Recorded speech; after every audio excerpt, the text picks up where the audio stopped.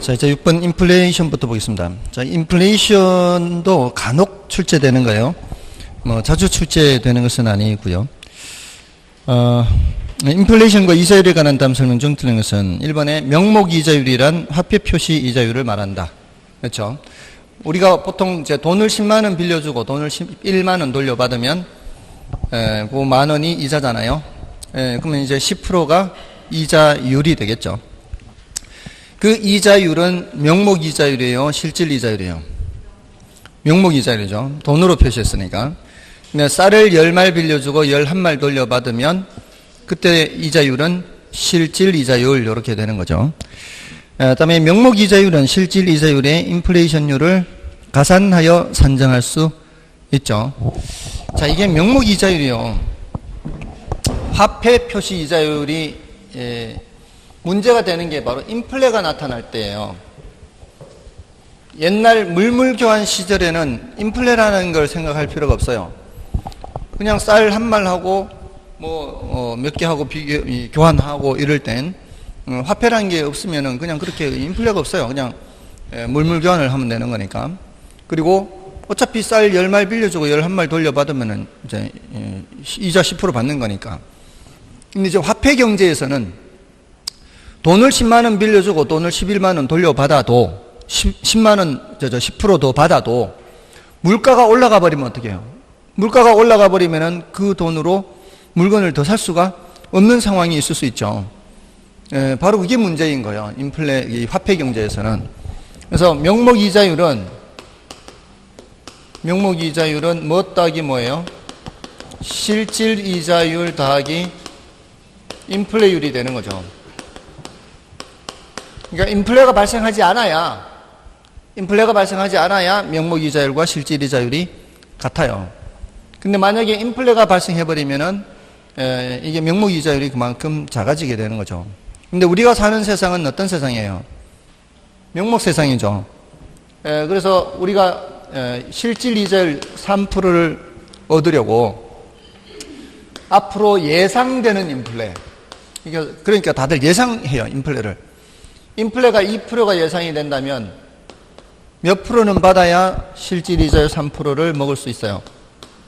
명목 이자 5%는 받아야 실질 이자 3%를 얻을 수가 있어요. 이런 상황에서 실제 인플레가 4% 발생해버리면 어떻게 돼요? 예상은 2% 예상했는데, 그래서 이렇게 정했는데 5%를 정했는데 실제로 인플레가 4% 발생하면은 예상 인플레보다 더 많은 인플레 발생한 거죠. 예상치 못하게. 이러면 내가 얻을 수 있는 실질 이자율은 1%밖에 안 돼요. 이렇게 정해놓은 상태에서.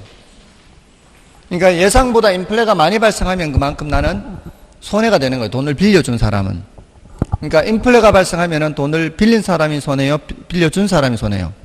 빌려준 사람이 손해라는 거죠. 요런 이제 상황이에요. 그래서 그 2번 명목 이자율은 실질 이자율의 인플레율을 가산해서 산정할 수가 있고요. 3번에 인플레이션율을 감안한 실질 이자율이 마이너스인 경우는 있을 수 없다. 실질 이자율이 마이너스일 수도 있죠. 인플레가 많이 발생하면은 실질 이자율이 마이너스가 될 수 있어요. 그래서 3번이 틀렸고요. 그다음에 실물 자본에 대한 실물 자본 이자 비율을 실질 이자율이라 하고요. 인플레이션이 정확히 예측된 대로 발생한다면 채권자의 부가 채무자에게로 이전되지 않는다. 인플레이션이 정확히 예측된 대로 딱 그만큼 발생하면은 채권자의 부가 채무자에게로 넘어가지 않는 거죠. 채권자가 손해보지 않는다 이 말이에요. 인플레를 얘기할 때 그렇게 표현을 해요. 채권자의 부가 채무자에게로 이전된다 이렇게 표현을 해요. 그게 이제 역사적으로 여러 사례가 많은데요. 그 중에 제1차 세계대전이 끝난 후에 독일 있죠, 독일이 졌잖아요. 독일이 져서 전쟁 배상금을 물게 됐잖아요. 전쟁 배상금을 물게 됐는데 이제 엄청난 인플레가 발생한 거죠. 배상금은 물어야 되고, 그 독일 돈으로, 이제 돈 줘가지고는, 화폐 줘가지고는 이게 의미가 있을까요? 의미가 없죠. 의미가 없어요. 왜냐하면은 그때 당시 마르크화죠. 독일에. 마르크화 가져가봐야 그 사람들이 뭘 어떻게 하겠어요. 그러니까 예를 들자면 물건으로 갚는 물, 전쟁 배상금을 물건으로. 독일에서 나는 나무, 독일에서 나는 철강 이런 걸로 이제 전쟁 배상금을 갚아야 돼요. 자, 근데 그러려면은 독일 정부에서 어떻게 해야 돼요? 그거를 민간에서 사가지고 갚아야 될 거 아니에요. 정부가. 그러려면은 돈을 찍어야 될 거 아니에요. 돈을 찍어야 할 거 아니에요. 그럼 돈을 찍어 내놓으니까 어떻게 돼요? 정부가 그 대량으로 매입을 해서 이제 전쟁 배상금 물자를 갚는다면 물가가 올라갈 수밖에 없잖아요. 커다란 정부라는 커다란 손이 시장에 들어와 가지고 물건 사 가지고 이제 전쟁 배상금 갚는다면 물가가 올라갈 수밖에 없잖아요. 엄청난 물가 상승이 있었어요. 엄청난 물가 상승. 그래서 전쟁 전에 술 주정뱅이가 술을 먹고 빈 병을 마당에 던져놨는데 예를 들자면 한 1,000만 원어치 돈을 빌린 거예요. 빚진 거예요. 1,000만 원어치 돈을 빚졌는데 그만큼을 전쟁이 끝난 후에 빈병 팔아 1,000만 원이 됐어요. 빈병 팔아 다 갚은 거죠. 1,000만 원. 자, 이게 말이 되냐 이 말이죠. 인플레가 그만큼 많이 됐다는 얘기예요. 돈을 막 찍어내니까. 그러면 돈 빌린 사람 입장에서는 땡큐죠. 1,000만 원 갚는데 그냥 그 빈병 던져놨던 이제 한 트럭 그냥 팔아버리면은 그냥 빈병 팔아가지고 갚아버리니까. 이래서 인플레는 누구의 부를, 채권자의 부를 채무자에게 이전시킨다. 이런 얘기를 하는 거예요. 제가 이 얘기를 어디서 읽은지 아십니까? 민법 총칙에서 읽었어요. 경제학 책에서 읽은 게 아니고 민법 총칙 책에서 읽었어요. 왜 민법 총칙에 그런 얘기가 나왔는가 하면은, 자, 이거 타당해요, 타당하지 않아요? 이런 판결이. 만약에 이렇게 소송이 붙었어요. 소송이 붙었는데 이 사안에 타당하게끔 판결을 내리려면 어떻게 해야 돼요? 인플레를 감안해서 그 전에 1,000만 원으로 살 수 있었던 물건을 살 수 있을 만큼의 돈으로 갚아야 타당한 거죠. 근데 어떻게 판결했는가 하면은 그렇게 판결 안 했어요. 그냥 네가 참아라 이렇게 1,000만 원 받고 말아라 이렇게 판결했어요. 그렇게 한 이유가 법적 안정성 때문이라고요. 구체적 타당성과 법적 안정성이라는 게 있대요, 법학에. 구체적으로 타당하게 하려면 어떻게 해야 돼요? 환산을 해서 그게 맞는 돈으로 바꿔서 갚아야 될 거 아니에요. 근데 만약에 그렇게 판결을 해버리면은 그 많은 채권 채무 관계가 혼란스러워지겠죠. 모든 사람이 다 소송 제기할 것이고, 그러면 그걸 다 일일이 환산을 해야 될 거 아니에요. 적당한 수준으로. 감당이 안 될 거 아니에요. 사회가 혼란스러워진다는 거예요. 그래서 구체적 타당성은 해치더라도 법적 안정성을 지키기 위해서 그런 판결을 내린다는 거예요. 그래서 법에서는 이 법적 안정성을 위해서 구체적 타당성을 해치는 그런 사례가 많아가지고 제가 그 판결을 읽었기 때문에 그 내용을 공부했기 때문에 대법원에서 이상한 판례가 나오더라도 그냥 이거 뭐 이유가 있겠지, 내가 모르는 무슨 특별한 이유가 있겠지, 그렇게 해서 대법원의 판결을 굉장히 존중을 해왔어요. 그런 이제 내용을 읽은 게 있어서 그랬는데, 지금 이게 일본 전쟁이 된 이 시발이 된 그 대법원 판결이 그 사법농단 때문에 그렇게 됐다는 게, 그렇고 나서는 이 대법원을 이제 믿을 수가 없게 된 거예요. 얘네들도 이렇게 이런 식으로 판결을 하는구나. 그런 믿을 수가 없게 된 게 이제 가장 아주 그냥 대법원의 그냥 신뢰를 잃어버리는 거죠. 자, 아무튼 지금 이 일본하고 이렇게 됐는데 그 계기가 뭔지 아십니까? 그러니까 그 65년도에 한일협정에 대한 성격을 해석하는 데 차이가 있는 거예요. 그러니까 쟤네들이 얼마 전에도 이렇게 그 기밀 문서를 이렇게 공개하면서까지 이렇게 얘기했는데, 그 당시에 배상에 대한 언급이 없거든요. 보상과 배상은 굉장히 중요한 차이가 있어요. 보상은 내가 정상적으로 정당하게 받아야 될 거. 예를 들어 내가 가서 일을 했는데 일 대가를 못 받은 거예요.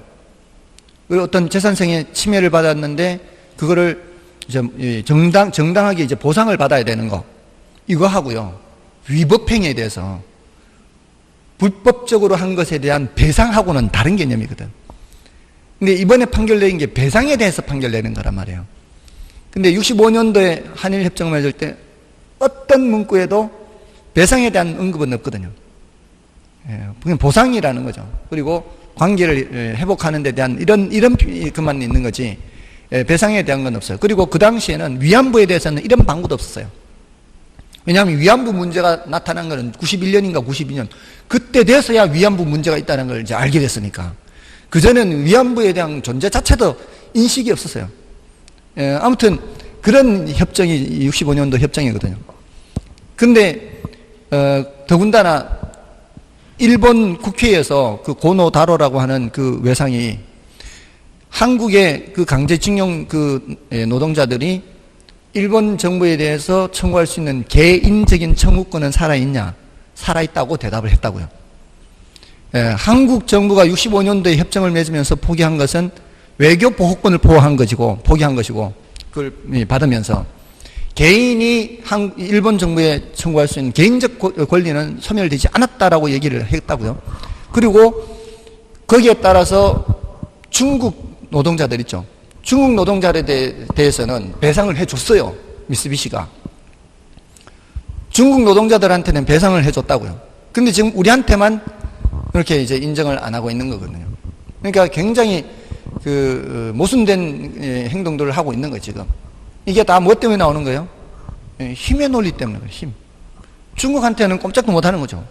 강자한테는 약하게, 약자한테는 강하게. 이렇게 하는 거죠. 그거밖에 없는 거예요. 논리라는 게. 약육강식의 논리밖에 없는 거예요, 지금 현재 상황은. 제가 봤을 때는.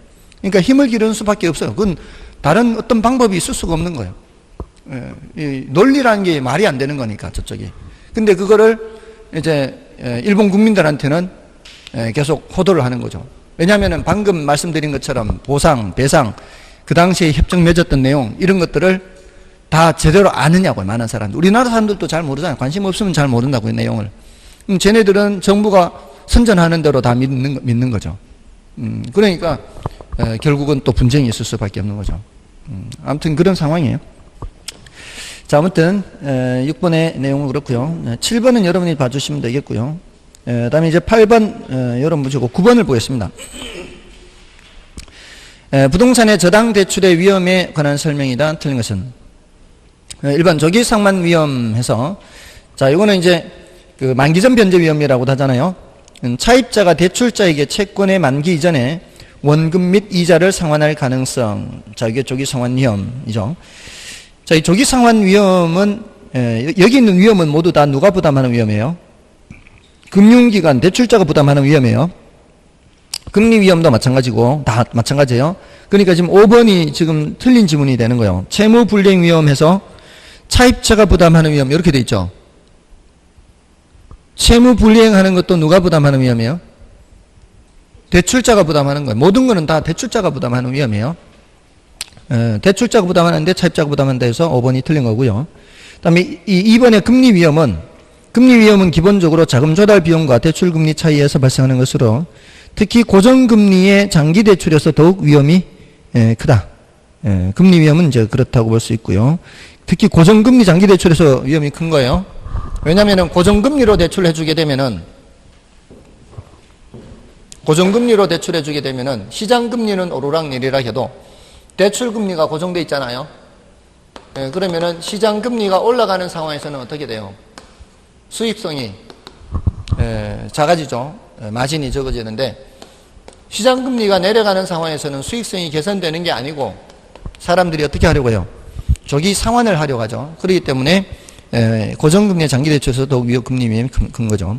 그 다음에 유동성 위험은, 자, 여기서는 좀 조심해야 되는 게 뭐 중요도가 높지는 않으니까요. 문제 자체가 뭐 그렇게 주의할 필요는 없지만 그래도 앞에 우리 투자론에서 유동성 위험 나왔잖아요. 투자론에서 유동성 위험에서는 부동산을 현금화하는 과정에서 나타날 수 있는 가치 손실을 말하잖아요. 근데 여기서 유동성 위험, 우리 대출을 해주면은 은행이 뭐를 갖게 돼요? 대출을 해주게 되면은 채권을 갖게 되잖아요. 근데 부동산 대출 채권은 덩치가 큰 게 보통이죠. 뭐 1억짜리, 뭐 2억짜리 이런 게 많을 수 있잖아요. 이런 채권이 현금화되기가 어려운 걸 말하는 거예요. 이런 채권이 현금화되기 어려운 거. 이런 거를 현금화하기가 쉽지 않다는 거죠. 이 채권이 유통시장에 발달되지 않다 이 말이야. 부동산 대출은 유통시장의 미발달로 상대적으로 높은 프리미엄을 지급해야 한다. 그나마 저당 유동화 제도가 도입되어서 이제 유통시킬 수 있죠. 유동화 제도가 도입돼서 이제 이런 채권을 이제 유통시켜서 현금화하기가 조금 더 쉬워진 거죠. 예전보단. 그런 게 이제 유동성 위험과 관련되는 거고요. 그다음에 법적 위험은 이거 뭐 별로 어렵지 않죠. 여러분들이 읽어서 확인하시면 되고요. 그래서 5번이 정답이 되고요. 그다음에 10번은 여러분이 봐주시고요. 11번을 보겠습니다. 금융기관 입장에서 부동산 대출 관련 위험을 피할 수 있는 방법 중 틀린 것은 담보 인정 비율을 낮춘다. 담보 인정 비율 LTV를 낮추면 대출을 적게 해주는 거죠. 그만큼 위험은 낮아지는 거죠. 그다음에 금리 변동이 심할 때는 변동금리로 대출한다. 금리 변동이 심할 때에는 변동금리로 대출해 주는 게 유리하죠. 맞고요. 소득 대비 부채 비율을 적용하지 않고 담보 인정 비율만 적용하여 대출한다. 이거 틀렸죠? LTV와 DTI를 동시에 적용해야 좀 더 안전하게 대출을 해줄 수 있는 거죠. 그래서 한번 틀렸고요. 그 다음에 대출 실행 시 부채 감당률이 1보다 높게 기준을 설정하여 그보다 큰 경우만 실행한다. 이것도 가능한 얘기죠. 그 다음에 소득 대비 부채 비율을 낮춘다. 이것도 대출을 적게 해주겠다는 얘기죠. 그러니까 LTV나 DTI나 모두 다 낮추면은 대출을 적게 해주겠다는 얘기입니다. 자, 그래서 정답 3번이고요. 다음 이제 12번부터는 이제 중요해요. 12번부터 23번까지는 원리금 균등, 원금 균등, 고정금리, 변동금리 이렇게 되는 건데요. 중요도가 여기서는 뭐 최소한 문제, 그리고 두 문제 나올 수도 있고요. 최소한 문제입니다. 물론 기출문제 다 포함해서요. 26번, 27번까지가 기출문제죠. 기출문제 다 포함해서 중요도가 좀 높다. 이렇게 볼 수 있습니다. 자, 그 중에서 자, 일단 12번 이제 고정금리, 변동금리, 그다음에 원리금 변동, 원금 변동, 자, 이런 문제가 나오면은 머릿속에 이제 연상을 하는 게 원리금 균등, 원금 균등 최정식은 이 그래프가 제일 중요하다 그랬죠. 이렇게. 이제 여기가 원금 균등 상환이 이제 처음에 이게 제일 많죠. 원리금 지불액이.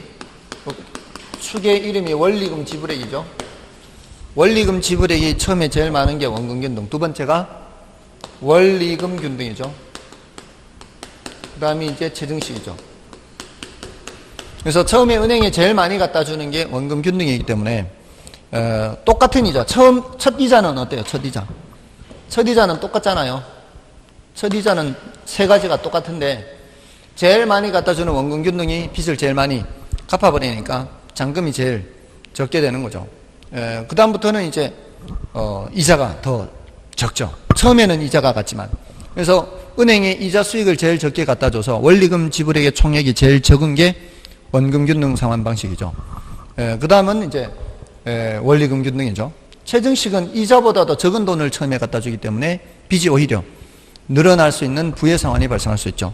자, 요 그래프를 보고서 벌써 그런 게 해석이 가능하고요. 그 다음에 이제 각각 원금 균등 내에서도 뭐는 일정하고요. 원금 상환은 일정하고 원리금 이자는 점점 감소하고 이걸 이제 생각을 해야 되겠죠. 그 다음에 원리금 균등 상환에서 원리금 지불액은 일정하지만 이자는 점점 줄어들고 이자는 좀 지속적으로 주는 거죠. 원금 상환은 점점 증가하는 거죠. 자, 그래서 원금 상환이 처음에 얼마 되지 않기 때문에 기간의 절반이 됐을 때 이자의 절반, 원금의 절반을 갚을 수가 없죠. 약 3분의 2 정도 기간이 경과해야 원금의 절반을 갚는 거죠. 자, 요 구조를 이제 생각을 하시고 그다음에 잔금을 나타내는 거죠. 잔금. 잔액. 잔액이 일정하게 이렇게 직선으로 주는 건 뭐예요? 원금균등이죠. 원리금균등은 줄기는 줄어도 이렇게 곡선의 형태를 띠면서 주면 원리금균등이죠. 근데 최정식은 어때? 처음에 빚이 더 늘어났다가 이렇게 줄어들죠. 이게 이제 최정식 상환. 요 이제 차이를 구별을 해야 되죠. 자, 요 그래프에서 웬만한 건 다 해결이 되죠. 우리 시험에서 가장 지금까지 어렵게 출제됐던 지문이 뭔가 하면은 여기에서 초기면은 이제 시작한 지 얼마 안 됐을 때 원리금 지불액 중에서 이자가 차지하는 비중이 누가 더 크냐, 이 둘 중에. 이자가 차지하는 비중이 원리금 균등이 더 크다는 거예요. 비중이라고 부르죠. 비중. 이자가 차지하는 비중. 퍼센트를 물은 거잖아요. 그러니까 원리금 균등 상환은 이 중에서 이자가 이만큼이고요. 원금 균등은 여기에서 이자가 이만큼이죠.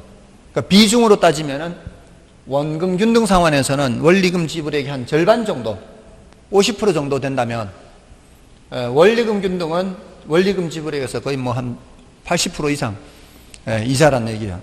그러니까 처음에 원금 상환이 얼마 안 된다는 거죠.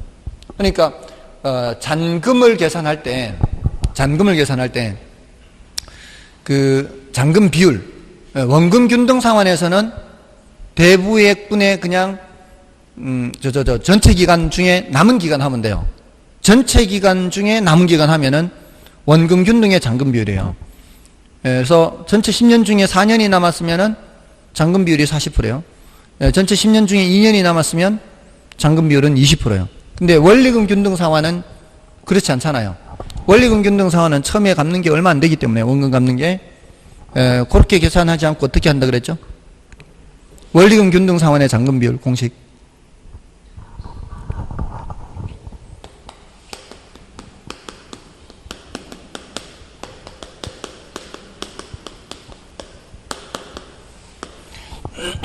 이거 그렇게 오래 안 됐거든요.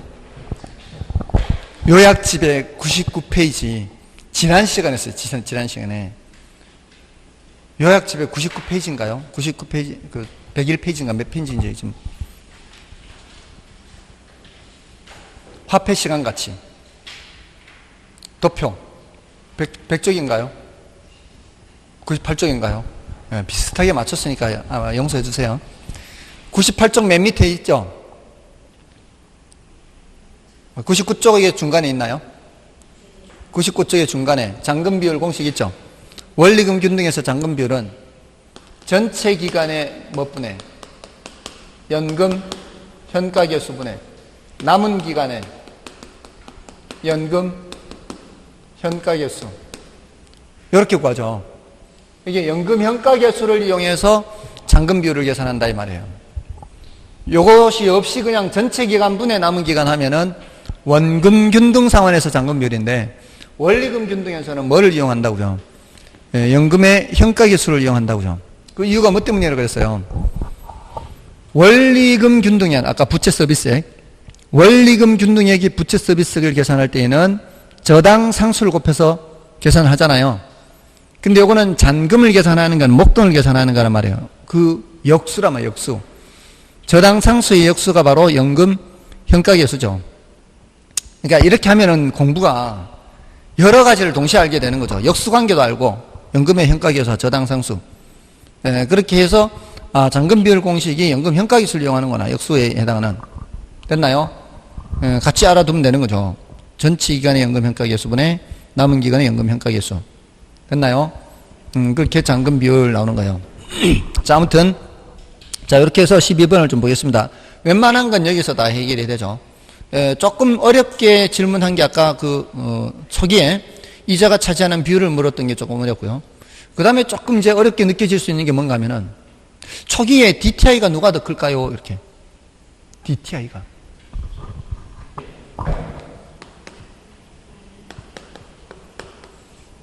연소득에 대해서 부채 서비스액이 차지하는 원리금 지불액. 연소득에 대해서 원리금 지불액이 차지하는 비율 누가 더 커요? 원금균등이 제일 크잖아요. 얘가 원리금 지불액이 제일 많잖아요. 그 다음에 요거, 그 다음에 요거. 똑같은 소득인 사람이 똑같은 금액을 다른 조건은 동일하게 요 차이만 있으면 똑같은 1억을 대출받아도 원금균등 상환은 은행에 제일 많이 갖다 줘야 되잖아요. 이 제일 많아요, 원금균등 상환이. 그 다음엔 순서대로, 이 높이 순서대로 DTI가 누가 제일 크고, 초기에는 원금균등이 제일 크고, 그 다음에는 원리금균등 마지막이 최승식 이렇게 되는 거예요. 됐나요? 자, 그게 좀 어렵게 느껴질 수 있어요. 이걸 생각을 해야 되니까. 이러면 이제 더 이상 어려운 지문은 없다고 보면 돼요. 됐나요? 자, 이렇게. 자, 문제를 보겠습니다. 12번. 원리금 균등 상환 조건의 경우 만기의 절반이 지나도록 원금의 절반을 상환하지 못하게 된다. 맞죠? 약 3분의 2가 돼야 되죠. 그 다음에 원금 균등 상환 조건의 경우 만기의 절반이 지나면 원금의 절반을 상환하게 되죠. 원리금 균등 상환은 매 기간 지불하는 지불액이 일정한 것을 말하며 그 크기는 저당 상수와 대부에게 고부로 형성한다. 맞죠? 그 다음에 원금 균등 상환 방식은 원리금 균등 상환 방식보다 초기 상환액이 적다. 원금 균등 상환 방식이 더 많죠? 그래서 4번 틀렸습니다. 그 다음에 DTI 규제를 하는 경우 저당 기간 이자율이 동일하다면 원금 균등 상환 조건보다 원리금 균등 상환 조건의 대출 가능 금액이 커진다. 뭔 소리?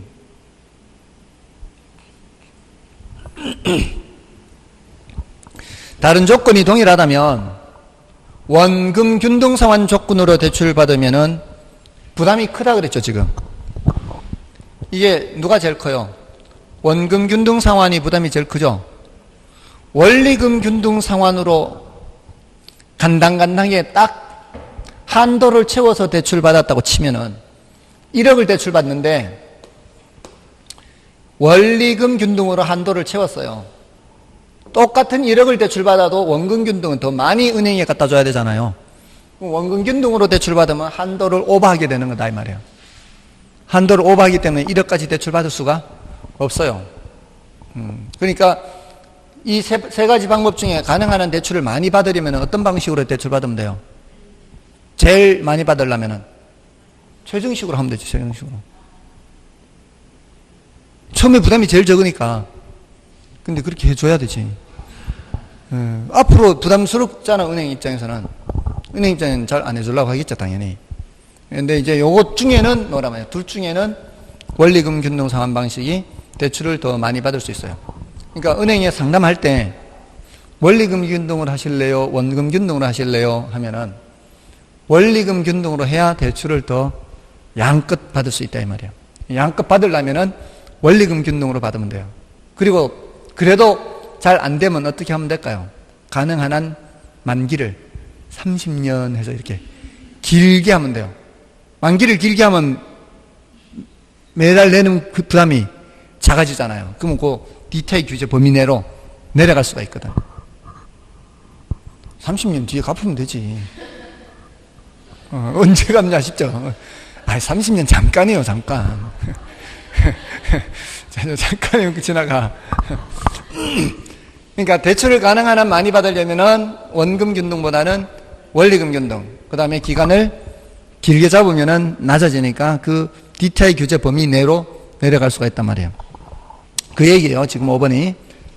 다음에 13번은 원리금 균등 상환 조건의 잔금 비율은 상환 조견표를 통해 알 수 있고 연금의 현가 계수를 이용하여 구할 수도 있다. 지금 방금 했잖아요. 원리금 균등 상환의 잔금 비율은 연금의 현가 계수를 이용해서 알 수 있잖아요. 그리고 뭘 보고 알 수도 있고요. 상환 조견표를 통해서도 알 수 있어요. 상환 조견표는 두 장을 넘겨보시면 있어요. 두 장을 넘기시면 18번.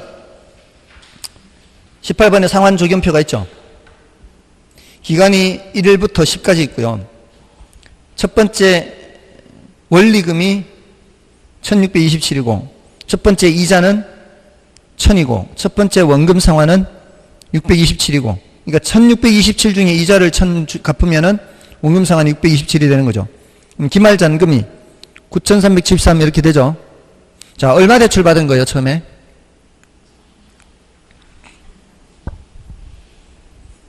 처음에 얼마 대출 받은 거예요? 대출 받았을 때가 처음 얼마 대출 받은 거예요? 알려면 어떻게 해야 될까요?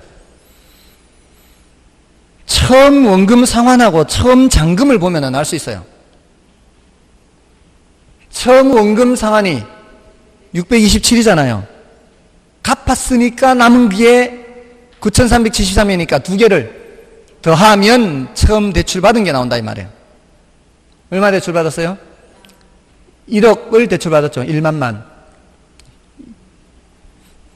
1억을 대출 받았는데 첫 번째 연도 잔금이 9,373이에요. 그럼 잔금 비율은 1억분에 9,373 하면 될 거 아니에요. 그럼 93.73%가 잔금 비율이다 이 말이에요. 두 번째 연도 잔금 비율은 뭐예요? 86.83%가 되고 9년째 잔금 비율은 14.79%다 이렇게 됐나요? 됐습니까? 이런 식으로 상환 조견표에서도 뭐를 알 수 있어요? 잔금 비율을 알 수 있잖아요. 대출받은 금액에 잔금, 이게 잔금 비율이잖아요. 그래서 다시 13번으로 가시면은 원리금 균등 상환 조건의 잔금 비율은 상환 조견표를 통해 알 수 있고 연금의 현가 교수를 이용하여 구할 수도 있다 이 말이에요. 다음에 고정금리 대출 방식에서 예상하지 못한 인플레이션이 발생하면 대출자보다 차입자가 손해를 본다. 예상하지 못한 인플레이션이 발생했다는 얘기는 인플레가 많이 발생했다, 적게 발생했다. 많이 발생했다. 누가 손해다? 대출자가 손해다 이 말이에요. 그런 식으로 판단하면 돼요. 많이 발생했는지 적게 발생했는지. 많이 발생하면은 누가 손해? 대출자 손해. 돈 빌려준 사람이 손해요. 그 다음에 원리금 균등 상환 방식에서 매 기에 지급되는 원리금 중 원금 상환분은 시간이 지날수록 점점 어떻게 돼요? 원금 상환분은 시간이 지날수록 이렇게 되잖아요. 이 그래프로 다 해결된다니까 웬만한 거는. 그래서 틀렸고 고정금리 저당 대출에서 인플레이션에 따른 금리 위험은 누가 부담하는 거예요? 고정금리에서는. 고정금리는 금리 변동 위험을 누가 부담해요? 차입자가 해요. 고정금리는 누구한테 불리해요? 은행한테 불리하잖아요. 그러니까 은행은 고정금리 취급해야 안 해요. 거의 주택담보대출에서는 거의 취급 안 해요. 변동금리지. 자기들이 불리하니까. 고정금리는 자기한테 불리해요. 대출자한테 불리해요. 됐나요? 불리하다는 게 뭐예요? 금리 위험을 누가 부담한다는 얘기예요? 대출자가 부담한다는 얘기죠. 그러니까 고정금리로 대출해 줄 때는 금리가 변동금리보다는 더 높아요.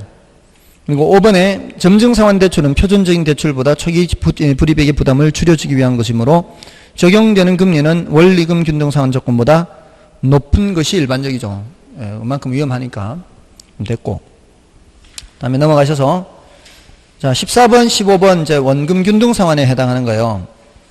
근데 이제 15번을 푸는 과정에서 14번도 해결할 수 있으니까 15번을 보겠습니다. 원금 균등 상환은 계산 순서가 어떻게 되는가 하면은 거기 있는 표에 있는 순서예요. 원금 상환액을 원금 균등액이죠. 원금 균등액을 계산하는 게 제일 먼저예요. 제일 먼저 해야 될 거예요. 첫 번째, 두 번째 이게 얼마씩 되어 있어요. 교재에. 이것을 계산하는 게 제일 먼저 계산하는 거라고요. 원금 균등액이 50이에요. 몇 개월 동안? 120개월 동안 매달 똑같이 50만 원씩 갚는 거예요. 처음에 얼마 대출 받았다는 뜻이에요?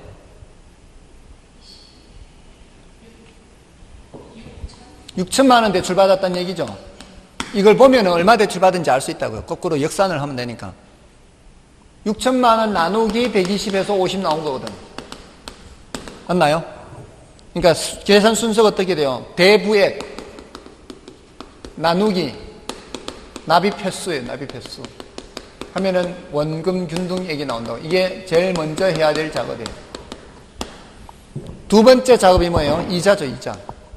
이자가 얼마 나와 있어요? 거기 30 나와 있죠. 이 이자는 월이자예요, 연이자예요?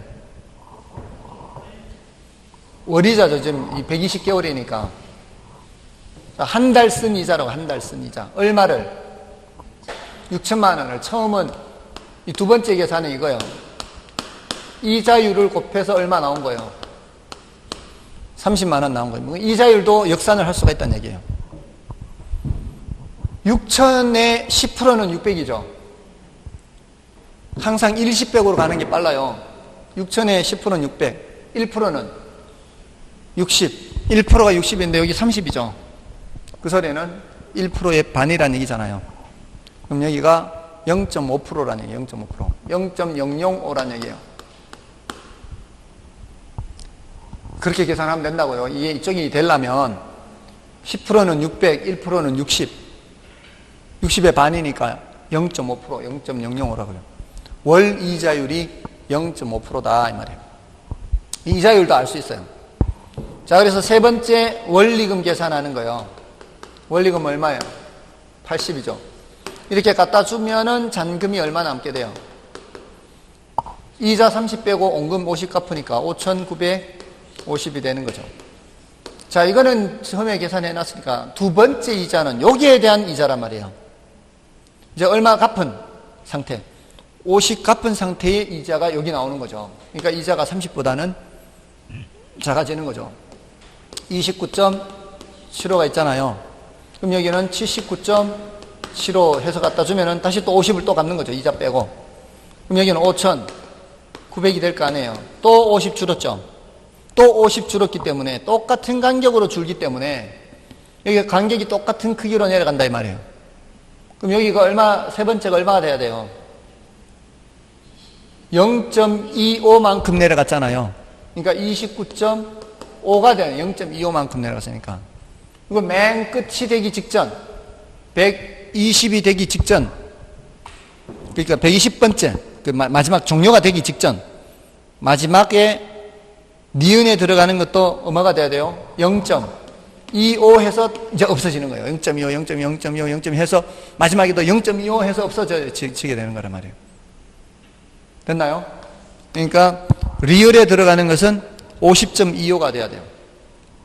기억에 들어가는 거는 29.5가 돼야 되고. 됐죠? 그 순서대로 14번을 풀면 돼요. 이 순서대로. 자, 그렇게 해서 봐주시고요. 다음에 이제 16번, 17번, 18번. 자, 요거는 이제 원리금 균등과 다 관련이 되는 건데요. 원리금 균등이 계산 문제로 나오면 일단 패스해야 돼요. 원리금 균등이 계산 문제로 나오면 패스. 아시겠죠? 근데 첫 회는 쉬워요. 첫 회는. 그러니까 지금 16번 같이 첫 회로 나오면 쉬워요. 자, 요거는 원리금 균등은 순서가 이렇게 돼요. 원리금 균등은 제일 먼저 원리금 균등액을 계산하는 거예요. 원리금 균등액은 어떻게 해요? 대부액 곱하기 뭐 하는 거예요? 저당상수 하는 거예요. 이렇게. 두 번째 이자 계산하는 거는 원금 균등하고 똑같아요. 이자는 첫 이자예요. 첫 이자. 첫 이자는 어떻게 해요? 대부액에다가 뭘 곱해요? 이자율을 곱하죠. 자, 근데 보세요. 저당상수를 곱하면 원금 이자가 계산이 되는 거고 이자율만 곱하면 이자만 계산되죠. 뭐가 더 크다는 얘기예요? 이게 더 크다는 얘기예요. 저당상수가. 자, 거기에 그 16번 문제를 읽어보면 가격이 2억 원인 아파트를 구입하기 위해 1억 2천만 원을 대출받았다. 대출 이자율은 연 7%예요. 뭐가 7%예요? 여기가 연 7%예요. 그리고 20년간 원리금 균등분할 상환 방법으로 매년 상환하기로 했다. 첫 해에 상환해야 할 원금 했잖아요.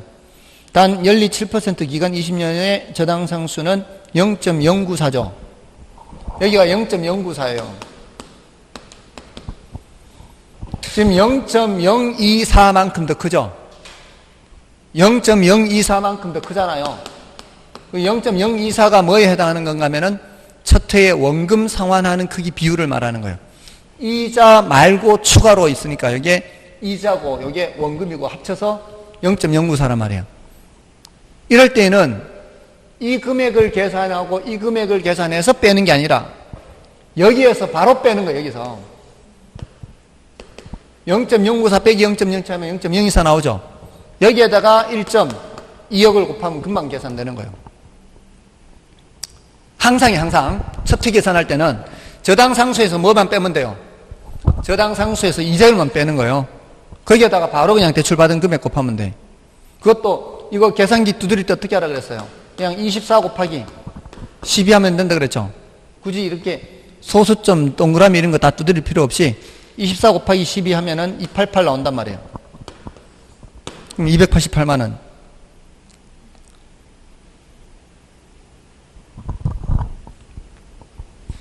맞아요, 아니에요. 288 나오죠. 원래 요대로 계산하면 얼마 나와요? 1.2 곱하기 94 하면 얼마 나와요? 1.2 곱하기 0.094 하면은 1.2 곱하기 0.094 하면은 1128 나오잖아요. 1128 1128. 그 다음에 1.2 곱하기 하면 840 나오나요? 이렇게 나온단 말이에요. 원래 이렇게 해서 빼야 돼. 이렇게 해서 빼도 어차피 288 나오죠. 이렇게 해서 빼도 나오는데 그렇게 하는 것보다는 이거 저당 상수에서 바로 뭘 뺀 후에 0.07 빼면은 0.07 빼면은 0.024만 남는 게 금방 보이잖아요. 0.07보다도 큰 부분. 그럼 거기에다가 대출받은 게 뭐 그냥 간단하게 이렇게 나온단 말이에요. 그래서 첫 회를 물으면은 할만해요. 근데 둘째 회를 묻거나 둘째를 물으면 어떻게 돼야 돼요? 둘째를 물으면 이렇게 해야 되거든. 지금 이걸 이제 1128을 계산했잖아요. 이 1128은 매년 1128이잖아요. 원리금 지불액이니까. 두 번째 이자가 아까 840이었죠. 그러니까 원금 상환이 288 나오잖아요. 그럼 잔금이 어떻게 돼? 잔금이 1억 2천에서 288을 빼야 되죠. 1억 2천에서 288을 빼면은 1억 1,712 이렇게 나올 거 아니에요. 1억 1,712만 원 288 빼면은 그러면 두 번째 이자를 여기에서 계산해야 된단 말이에요. 여기에다가 0.07을 곱해서 계산을 해야 돼요. 숫자가 벌써 복잡해지죠. 그 다음에 1128에서 뭐를 빼야 돼요? 이자를 빼서 원금 상환을 계산한 후에 그거를 여기서 또 빼야 돼요. 복잡하다 이 말이죠. 그러니까 원리금 균등 2회차는 푼다 패스한다. 원리금 균등 2회차는 패스하는 거예요. 근데 1회차는 간단하다 어렵다. 간단하다. 그냥 저당 상수에서 이자율만 빼서 곱하면 금방 나온다. 근데 원래 출제 가능성이 좀 낮아요. 작년에 2회차가 나왔어요. 작년에 2회차 나와서 깜짝 놀랐어요 제가. 저는 계산기를 안 들고 들어갔거든. 안 들고 들어갔는데 이걸 직접 계산하려고 해보세요. 손으로. 이걸 손으로 계산한다고 생각해보세요. 이걸 손으로. 결국은 했어요. 손으로. 결국은 했어. 저기 뭐냐 민법까지 다 풀고 나니까 10분이 남더라고. 그 10분 남는 시간 동안 이거 계산했어. 이거 손으로. 아무튼 원래 이제 2차 원서 내야 돼요. 말씀드렸나? 100만 원씩 묻었다고. 와이프하고 내기했어요. 100만 원씩 묻었어요. 그래서 지금 그건 안 했나요? 제 돈 100만 원 하고 와이프 돈 100만 원 하고 묻어놨어요. 그래서 합격하면은 제가 가져가는 거고 제가 떨어지면은 와이프가 가져가는 거예요. 근데 제가 1999년도부터 1차 시험 합격했거든요. 올해가 2019년이었다. 20년 만에 1차 합격하고 2차 시험 응시 안 하고 1차 시험 합격하고 2차 시험 응시 안 하고 계속 그렇게 했어요. 공부를 할 시간이 없으니까 아예 응시를 안 하는 거죠. 근데 작년에 응시를 했어요. 2차 시험. 5년 전에 2차 시험 응시를 했어요. 5년에 벌써 6년 전이구나. 6년 전에 처음으로 2차 시험 응시를 했고요. 작년에 두 번째로 2차 시험 응시를 했어요. 원래 세 번째요. 그렇게 따지면은 삼수생이에요. 세 번째, 왜냐면 그전에 응시 자체를 안 했으니까. 근데 처음에는 3개 차이로 안 됐어요. 작년에 8개 차이로 안 됐어. 제 목표치에 8개 모자란 거예요. 공법이 목표치에 3개 모자랐고요. 공시세법이 목표치에 5개 모자랐어요. 그 공시세법에서 5개 모자란 결정적인 역할을 한 게 바로 등기법이에요. 등기법 12문제 중에 1개 맞췄어요. 12문제 중 1문제만 11개 틀렸어요. 11개. 여기서 이렇게까지 못 나올 거라 생각 못 했거든. 그러니까 등기법이 어렵더만 정말 어렵더라고요. 저는. 근데 여기서 목표치에 미달한 거야. 5개 목표치에 미달한 거예요. 6개는 나와줬어야 되는데 반틈. 공법에서 3개 모자라고요. 중개사법은 목표 달성했어요. 중개사법은 목표 달성했기 때문에 요 두 놈 때문에 안 된 거예요. 그래서 원래는 합격하려고 좀 강하게 지금 100만 원씩 걸어놨어요. 작년에도 했다가 취소했거든요. 취소했는데 와이프한테 이제 유도신문 해가지고 취소시켰어요. 꼭 합격할 것 같은 느낌으로 얘기를 해가지고 취소를 시켰는데 원래는 제가 꼭 합격해서 그걸 좀 한턱 쏠 테니까 합격하면 한턱 쏠 테니까 저한테 팁을 좀 주시라고. 제가 제일 필요한 게 뭔가 하면은 과목별로 어떤 게 중요한 건지 중요하지 않은 건지 그거를 좀 알려주시면 돼요. 다 볼 수는 없으니까 중요한 거를 집중적으로 볼 거거든요. 물론 작년에도 그렇게 공부했어요. 작년에도 공부했는데 워낙 공부하는 시간이 짧으니까 이게 할 수 있는 양이 얼마 안 되니까 올해도 지금 내년 원고 의뢰가 벌써부터 들어오는 거예요. 내년 교재 원고가. 그러면은 공부할 시간이 점점 줄어드는 거죠. 아무튼 공부할 시간을 확보하는 게 이제 관건인데, 자, 아무튼 18번을 보겠습니다. 18번. 다음 상환 조균표를 설명하는 내용 중 틀린 것은 했죠. 1번에 위의 상환 조균표는 원리금 균등 상환의 상환 조건, 원리금 균등 상환 조건의 상환 조균표이다. 그렇죠. 원리금 지불액이 똑같으니까요. 그 다음에 첫 해의 원금 상환분과 잔금의 합계액이 대부액이므로 대부액은 1억 원이다.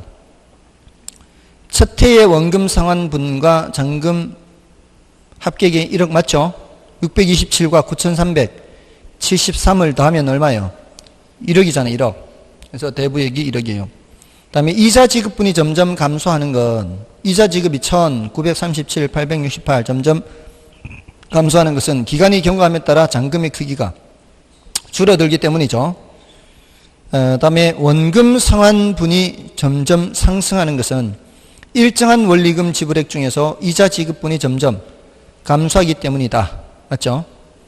그 다음에 첫해 잔금 9373은 1627 곱하기 연금의 내각의 수 10% 9년의 결과와 동일하다.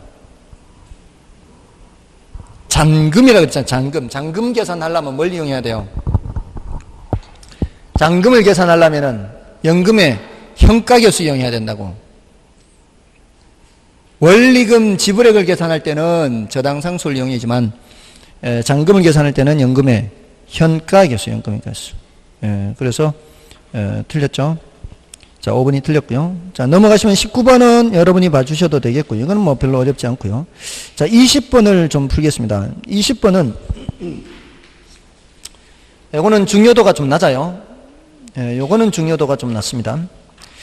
요건 중요도가 낮은데요. 한 번 정도 이제 설명드리려고 풀어보는 거예요. 1번에 수요금융으로서 이자 매월 상환 방법이 뭐예요?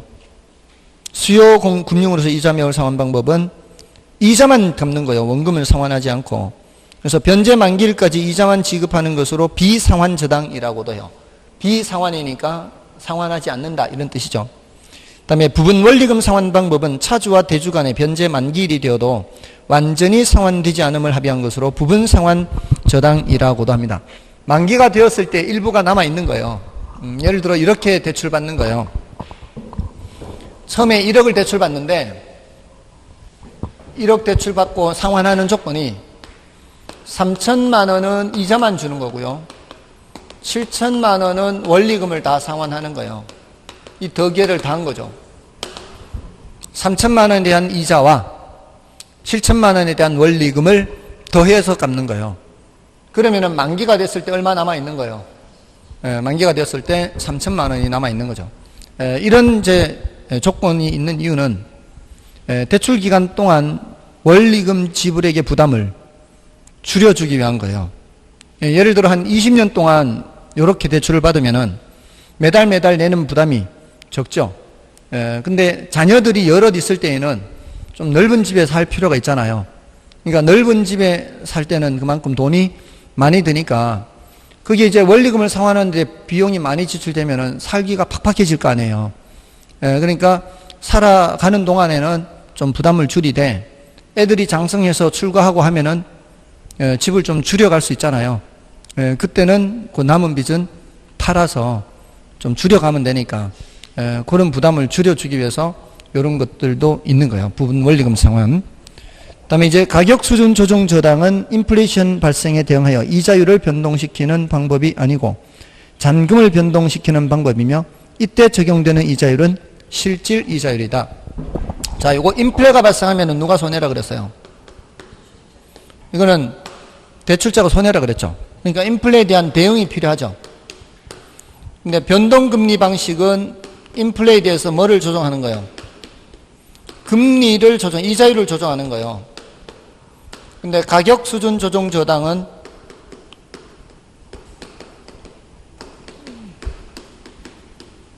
요거는 금리를 조정하는 게 아니고 뭐를 조정한다고요? 잔금을 조정한다고요. 인플레 발생하는 만큼은 잔금을 올려버리는 거죠. 대신 여기는 이자율을 조정해야 하네요. 여기는 이자율을 조정하지 않는 거죠. 인플레가 이자율에 반영이 안 돼요. 인플레가 어디에 반영이 돼요? 잔금에 반영이 돼요. 근데 아까 우리는 명목 이자율은 뭐 더하기 뭐라 그랬어요? 실질 이자율 더하기 인플레율이잖아요. 인플레율을 더해야 명목이에요. 인플레가 반영이 안 되면 뭔 이자율이에요? 실질 이자율이다 이 말이에요. 여기 이제 가격 수준 조정 저당의 특징이죠. 지난 5, 6월 달에 그때도 한번 이제 말씀을 드렸었어요. 다음에 4번의 역저당은 분할 대출 일시 상환의 특징이 있죠. 우리 주택연금이죠. 주택연금은 분할 대출 일시 상환이잖아요. 다음에 5번 유효 이자율은 매월 상환 조건인가 또는 매 분기 상환 조건인가에 따라 그 크기가 달라지며 상환 주기가 짧아질수록 유효 이자율의 크기는 상대적으로 작아진다. 유효 이자율 한 적 있나요? 한 적 있어요? 한 적 있어도 없다고 얘기할 수도 있죠. 기억 안 나면 없는 거죠. 1억을 대출받았는데 연 12% 대출받았어요. 연 12%요. 자, 1년 뒤에 이자를 갖다 준다면, 이자만 1년 뒤에, 12달 뒤에, 이자를 갖다 준다면 얼마 갖다 줘야 돼요? 1200만 원 갖다 줘야 돼요. 1억에 12%니까. 근데 이걸 12달 뒤가 아니고 매달 갖다 주면 얼마씩 갖다 주면 돼요? 매달 얼마? 1200만 원을 12개로 나누어서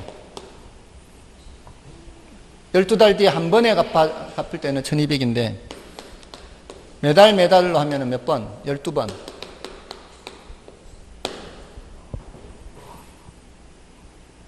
맞아요? 연 12% 대출 받을 때 1년 뒤에 한꺼번에 갖다 주면은 1200만 원. 매달 갚으면은 100만 원씩. 자, 여러분 입장에서 어떻게 갚는 게 부담이 더 적어요? 매달 갚는 게 부담이 적어요? 네, 이런 분은 꼭 저하고 거래해 주세요. 이게 부담이 적다 생각해요? 이거는 적금 붙는다고 생각해 보세요. 1년간, 1년 만기, 매달 100만 원씩 적금 부으면 이때 찾는 돈이 1200만 원일까요? 1200만 원보다 더 될까요? 1200만 원보다 더 되죠? 매달 이렇게 낸다는 얘기는 이 목돈 찾아서 이자, 전체를 갖다 주는 거하고 똑같은 거예요. 이렇게 내면은 1200만 원만 내는 건데 이렇게 내면은 목돈을 찾아서 그 목돈을 전체를 갖다 주는 거하고 이렇게 내는 거하고 똑같다 이 말이에요. 요 금액이 1200만 원보다 더 많을 거 아니에요. 1256만 2500원이에요. 이렇게 갚으면 이 말이에요. 처음부터 100만 원 이렇게 갚으면 전체 얼마를 갚는 거하고 똑같다고요. 1256만 2,500원 갚는 거하고 똑같다고요. 어떤 게 부담이 더 커요? 이게 부담이 더 크다고.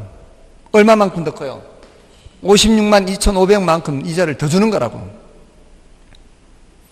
자, 그러면 여러분들 연 12%예요, 고객님.